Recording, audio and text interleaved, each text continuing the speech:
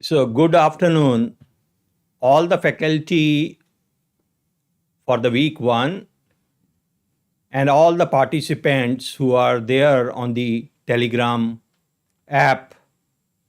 This week, we have learned about thermal protection for newborn babies in the labor and delivery room and in the SNCUs and the NICU. We are very pleased that this 10-week long program is mentored by renowned faculty from the country, and each week you will get a quiz which you have to answer, and based on your scores for all the quizzes, the first three nursing colleagues will be given the awards. I am very happy and I'm pleased to welcome Dr. Ankita, Dr. Swetal, Dr. Asim, Dr. Rita Bora, Dr. Anita, Kavita from Goa, and on my right is Dr. Anu and left is Pratima Anand from Safdarjung Hospital. We would first make a short presentation of 7 minutes on thermal protection, and then we will start taking your questions, which you will keep on posting on your YouTube link. So may I ask Dr. Anu to make a short presentation on thermal protection. Over to you, Anu. Yes. So a very good afternoon to all of you. And once again, we welcome you all to this first live session in the 10-week course on nurses e-module training. And the current topic of the week that we actually covered over the last 5 days was thermoregulation. So before we take questions from all of you, just a quick recap of what did we learn over the week. So I'll take about 5-7 minutes and we'll briefly summarize what we have done in the last 5 days. So this is the summary from the material you've already gone through from the webinars and the videos. So coming to the first thing. So why were we talking about hypothermia all this while?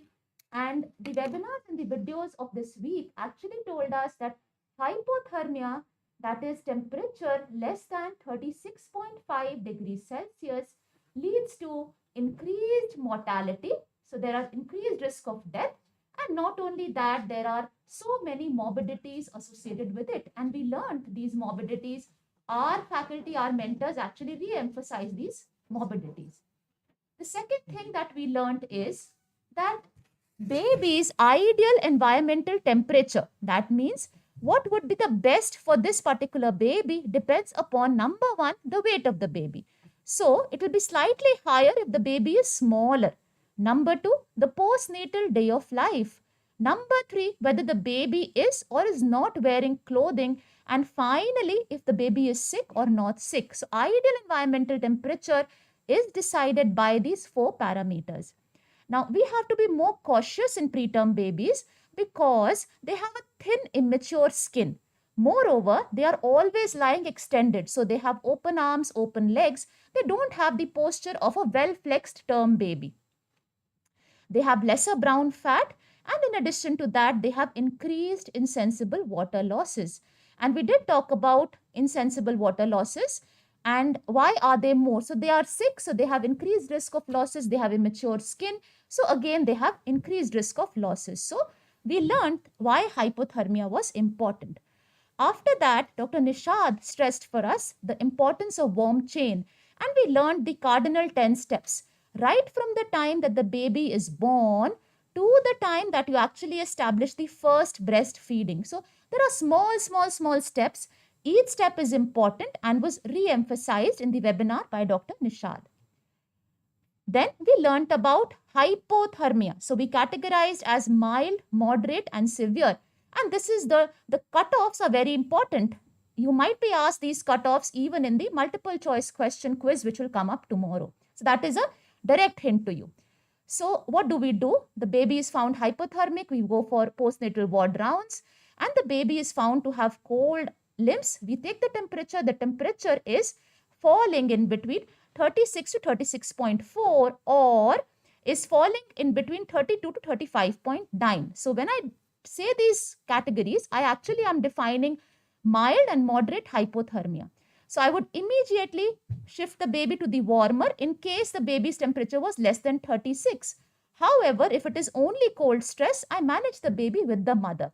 So I start skin to skin contact. I wrap the baby. If the baby did not have a good wrap, baby wears a head cap, baby wears mittens. In case the baby does not improve even after doing everything, then obviously the baby will be shifted inside the NICU if the temperature is 35 degree, less than 35 degrees Celsius, even after instituting the above measures. So important to remember here is in mild and moderate hypothermia, in mild hypothermia, I would say first, you manage the baby with the mother, start skin to skin contact, ensure that the doors and windows are closed, the fan is off. So remove all possible sources where the baby might lose heat. And if the baby does not improve, manage the baby with the next higher step. So in case the baby has a temperature which is less than 32, I need active warming. I cannot afford skin to skin contact in this case because the baby is having a temperature less than 32 degrees Celsius. Rapid rewarming, switch the radiant warmer to manual mode. We rewarm rapidly, and we did talk about what is rapid rewarming. We keep on reassessing. So in mild and moderate hypothermia, I would reassess every 15 minutes. Here also, I would reassess every 15 minutes. But herein, the important thing is I have to start IV fluids, I have to start oxygen, and I have to monitor blood sugar.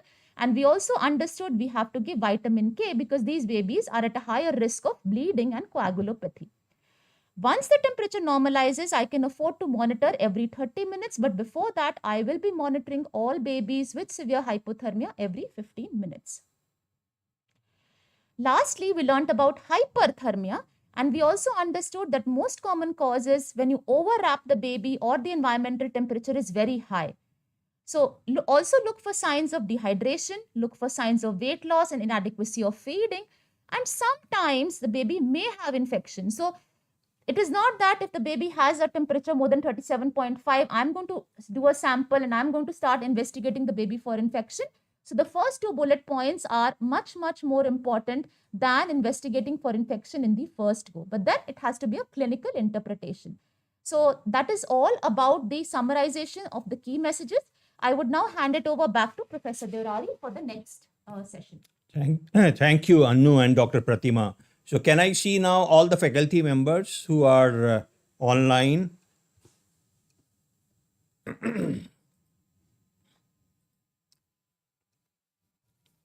Yeah, so I can see Shwetal from Baroda. Can you put all the faculty members on the WebEx?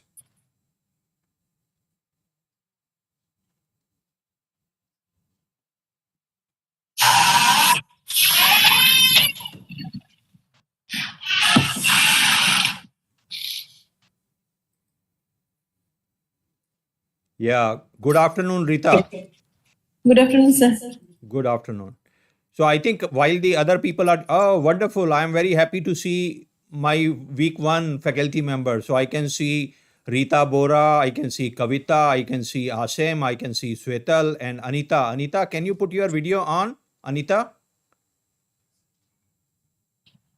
Okay, by the time she puts the video on, let me begin asking simple questions which I have been reading in the discussion, interactive discussion, which is happening with all the participants.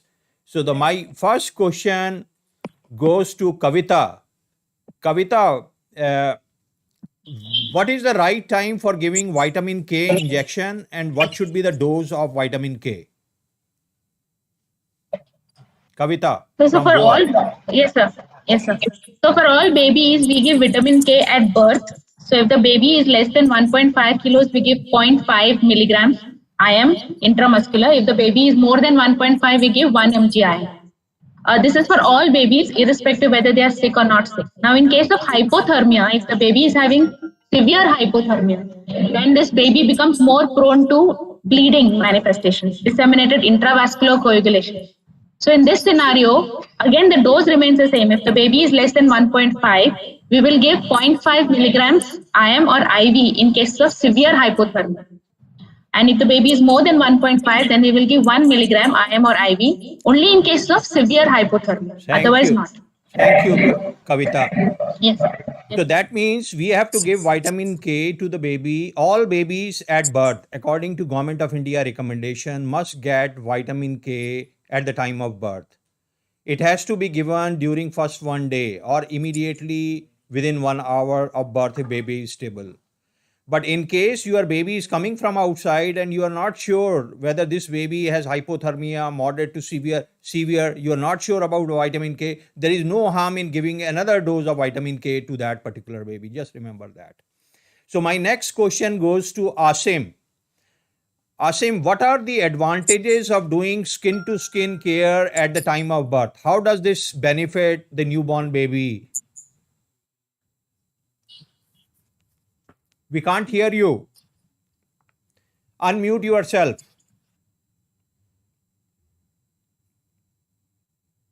Asim? Okay, there are so many benefits of skin to skin contact just after birth. So I have to mention that there are main benefits are the baby temperature will maintain after just giving the skin to skin contact. The baby will start early initiation of breastfeeding immediately. So there is another benefit. And doing the skin to skin contact, the baby become more prone because less hypoglycemic, their heart rate should be stabilized, and there is a good mother and baby relationship. And also there is some release of hormones from the mother that leads to some way prevent the excessive bleeding. Thank you, Asim. So, Thank you. Asim has summarized beautifully what are the benefits of immediate skin to skin contact for a baby who is born, and all of us must promote that in the labor and delivery room. You will have to talk to the nurses and the obstetrician for doing that. There is a latest study which is published only a few weeks ago, which also shows if you do early skin to skin contact, the rates of exclusive breastfeeding rates are going to be much 2 or 3 times higher as compared to the babies in which early skin to skin contact is not done. So, in addition to taking care of temperature, taking care of better sugar, it also promotes early initiation of breastfeeding and exclusive breastfeeding in the baby.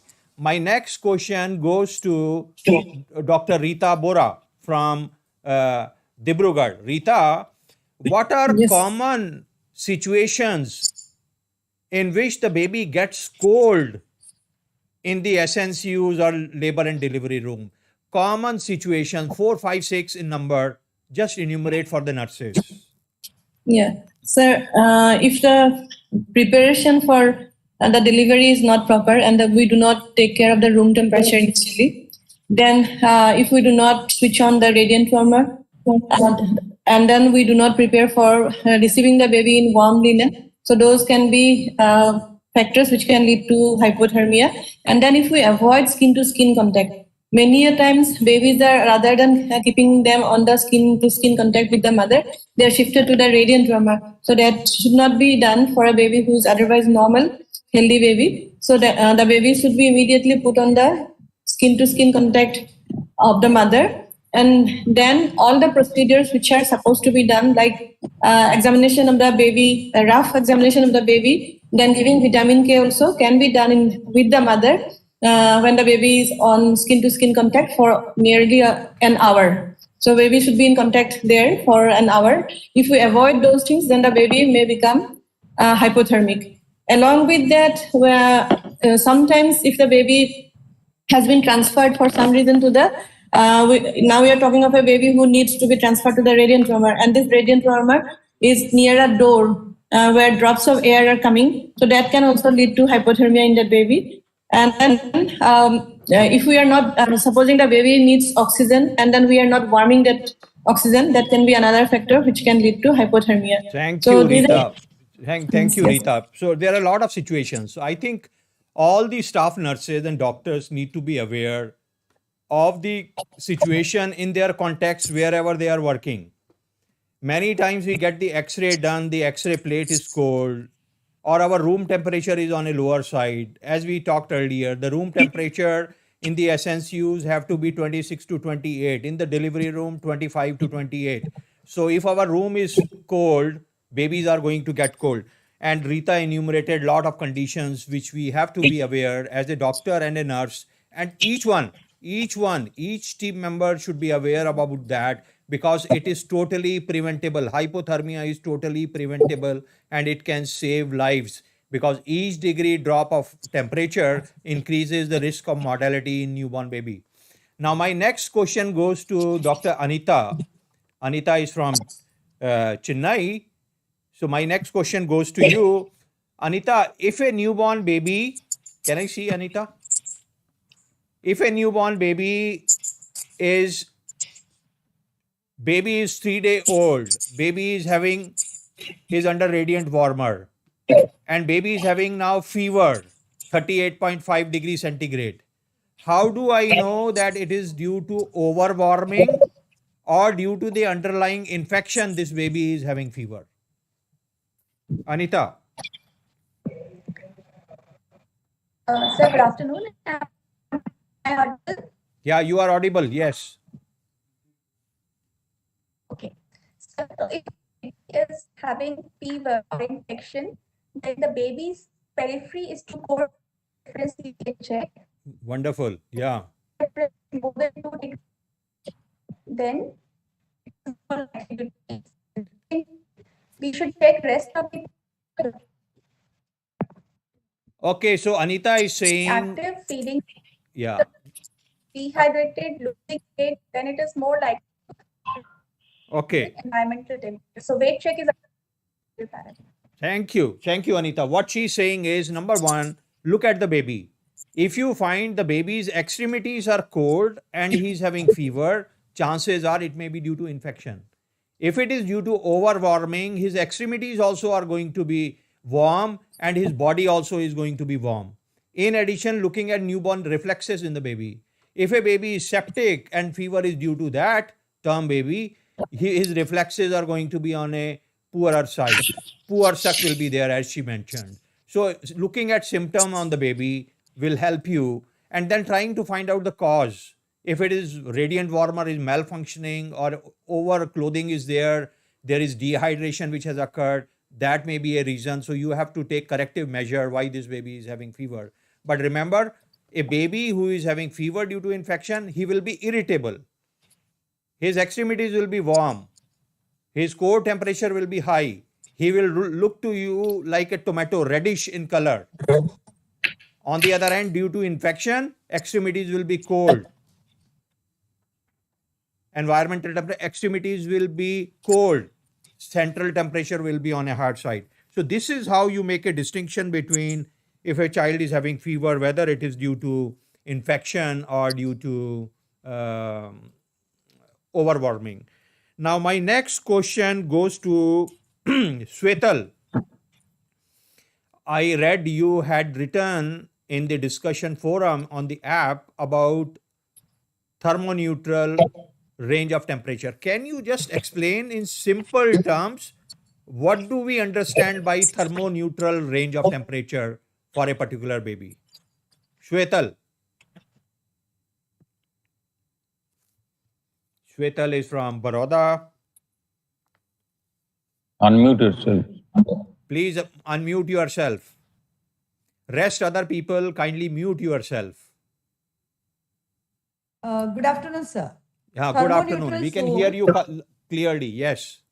Yes. Thermoneutral zone is a environmental range where the newborn's requirement of energy and oxygens are minimal and they can thrive well on that range of the temperature, which is different for the different weight and the gestational age of the baby. Yeah. So thermoneutral range of temperature is that range of temperature, as Shwetal is saying, the baby will thrive well. His BMR is going to be the least. Oxygen requirement is going to be the least. Weight gain is going to be the maximum. Best. And you know, in the teaching material, there was table number 3, if I am correct, which tells you Yes. about the weight of the baby and the age of the baby, what range of temperature should be the thermoneutral range of temperature for air which you have to set for the baby. Am I right, Shwetal? It was table number Yes, 3? sir. Table Yes, number sir. Yes, 3. sir. Yes. So can you explain us uh, what is a manual mode for a radiant warmer? Simple terms. Yes, manual mode where we when we switch on the manual mode, the heater output will be maximum for the warming of the newborn in the radiant warmer. Whereas when it is a skin mode, the heater output will be adjusted according to the what set mode we have done, that is 36.5 to 37.5. So whenever we need a rapid rewarming of the baby who is in hypothermia, initially we keep to the manual mode to come to the range till 30 34 degree, and then we shift to the skin mode of temperature for gradual rewarm. Thank you. So manual mode is used especially in the labor and delivery room. While you want your delivery room table radiant warmer should be warm, you put your warmer on for at least 20 minutes. At 20 20 minutes. minutes, then only there will be a bleep which will tell you everything is warm. If you are not able to get the baby at that time, you again reset the button, again the warmer is going to be at full. So that is manual mode. Manual mode, you adjust the heater output of the warmer because there are percentages or maybe bars are there. You adjust 25%, 30%, 50%, 75 or 100% on warmer manual mode. While in skin mode, you set the baby's desired temperature, Skin. which is 36.5. Now, based on if your baby is lower temperature, heater output will automatically keep on increasing to make this temperature come to 36.5. If your baby is higher temperature, heater output will keep on decreasing so that the baby is at 36.5.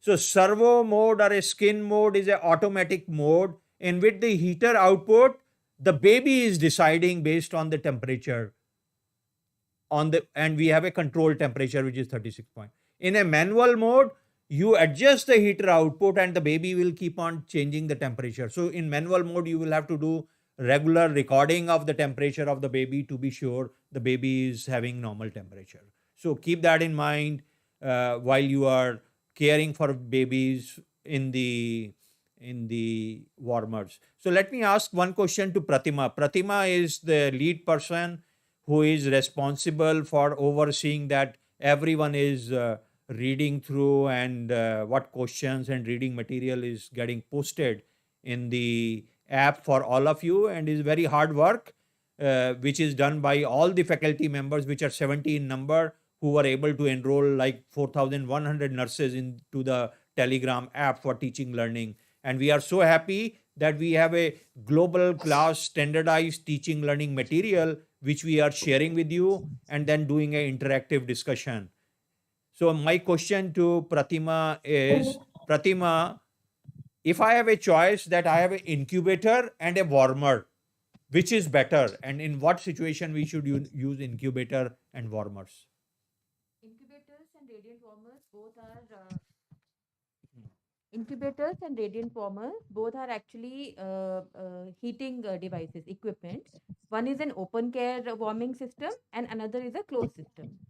So incubator is a closed system of providing heat to the newborn, and radiant warmer is an open system. So each has its advantages and disadvantages. As we have discussed, both have a servo mode and a manual mode. And incubators are basically preferred for babies who are smaller in weight and smaller in gestation. Why? Because they are more prone to have insensible water losses. So if they are in the closed incubator, it prevents heat loss by both convection as well as by radiation, because if they are double walled, some of them are double walled. So the heat conservation is better in those closed warming system. In radiant warmer, there is a heating device from above. There's a ceramic heating device which provides heat. So its advantages are that in a sick baby or where procedures are to be done, frequent monitoring is to be done. In those cases, radiant warmer is useful. Thank you. So remember, it is not always necessary to have incubators. You can work with even warmers also. And Government of India, for all the SNCUs and SNCUs in medical colleges, promoting the use of the warmers, but also make sure that we do regular disinfection of the equipments which are getting used, because the baby should not catch infection. It will come in the next one of the modules. How do you take care of prevention for infection? So my next question, we have another faculty member, Anita. Anita, are you there online? Yes, sir. Can I see Yes, you, sir. Anita? I wanted to see you. I wanted to see all the faculty members who are working very hard for the last 1 week and then interacting with the students. So, Anita, and we had Devajit. Devajit. No, he has not joined. These are the people who have joined. Okay, Devajit also has not joined. So we were looking at the YouTube question answer. Our participants have not put another question to you at this point of time. We are already like 30 minutes for this. So we will make sure every week we will ask our students to ask question on the YouTube link which is provided to them, so that we are able to clarify more and more doubts for everyone. So I must put on record the hard work which has been done by the faculty of week one, which is Dr. Asim, Swetal, and Ankita, in Anita, and Rita Bora, and Kavita from Goa. So everyone has put a very hard effort in sorting out and doing clarifying the doubts which you are raising in your app discussion forum, and we have enjoyed, and then we look forward that this interest is continued and sustained over the weeks, and we will keep on doing this every weekly. And we would invite all of you also to log on 17th of November, which is World Prematurity Day, that you will be able to listen the stalwarts of neonatology who will be talking to you on the YouTube link. So thank you, Dr. Pratima and Dr. Annu, for putting it all together. And thank you, everyone, for coming for this short web call. Thank you so much. Thank you. Thank you. Thank you.